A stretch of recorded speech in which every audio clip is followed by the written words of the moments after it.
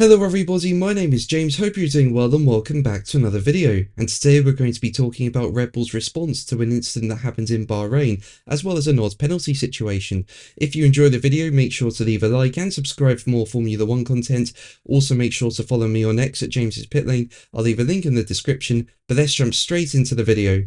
So I thought I'd start today's video by talking about George Russell, with it being reported that he could be in line to get a really nice contract extension. Now, I think Russell has started brilliantly 2025. You know, that Mercedes is not the quickest car, that's for sure, but Russell currently sits fourth in the Drivers' Championship after the opening 4 rounds, just 14 points behind leader Lando Norris, and so far Russell has achieved 3 podium finishes, including a second place in Bahrain. And what you've got to remember about that second place in Bahrain is that Russell was battling so many issues with his car as he did that. So really impressive stuff from Russell so far, and according to Autosport, his form has strengthened his position in ongoing negotiations with Mercedes as the team looks to secure him a new deal. And the publication went on to say, according to paddock sources, Russell is expected to sign a 2-year extension with an option for 2028 in an agreement believed to be worth around $30 million per season. So that's a huge contract extension, but I do feel Russell deserves it. As I said,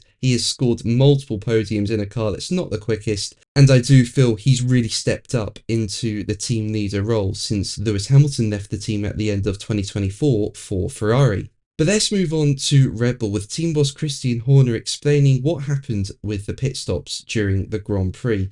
Now, the team were affected by slow pit stops, and this was due to a problem with the automated light signals, which cost both drivers time in the pit lane. And it really did cost them, like the tyres were changed, the drivers were ready to go, but they had to stop because they weren't clear to go, even though they should have been clear to go. So a really odd one there, and as I say, it cost both Verstappen and Tsunoda time in the pits. And speaking about it, Horner said, "I think we need to look into it. I've just heard that there was some kind of wiring or electrical issue with the gantry, one I certainly haven't seen before, where I mean the drivers live by those traffic lights, and the actual stops were pretty good. One of them was a 2-second stop, but then the driver's waiting for the lights, and obviously it didn't go out, so everything's gone into quarantine, and we'll have a good look at it." Now, it's very rare you'll see something like this, so hopefully it's just a one-off for Red Bull, but it's something that does need to get sorted for sure. As Horner said, you know, the drivers live by those lights. There's no lollipop man anymore. You know, it's those lights that determine when the driver can go, so it needs to be perfect. But let's move on to Williams, who are seeking answers from the FIA after a bizarrely lengthy delay to punish Nico Hülkenberg for exceeding track limits in qualifying cost Alex Albon a place in Q2.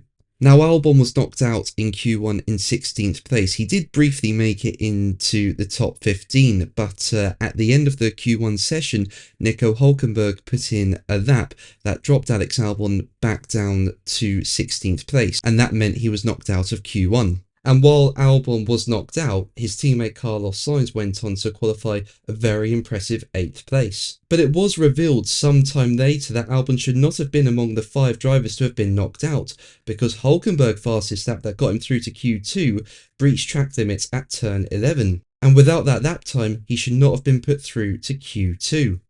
And with Q2 having already taken place, by the time the announcement came, it was too late for Albon to be allowed into Q2 and for Hülkenberg to be knocked out. So that was a shame for Alex Albon. It's not his fault. He should have been through. I think he could have had the pace to get into Q3, but it just wasn't to be. And now Williams have responded to this incident, with team boss James Vowles telling Sky Sports F1, "I'm not feeling good about this. It's frustrating. The track limits are analysed live. But the result for Hülkenberg came way after we would have had an opportunity to go to Q2. Alex had the pace to make it all the way to Q3.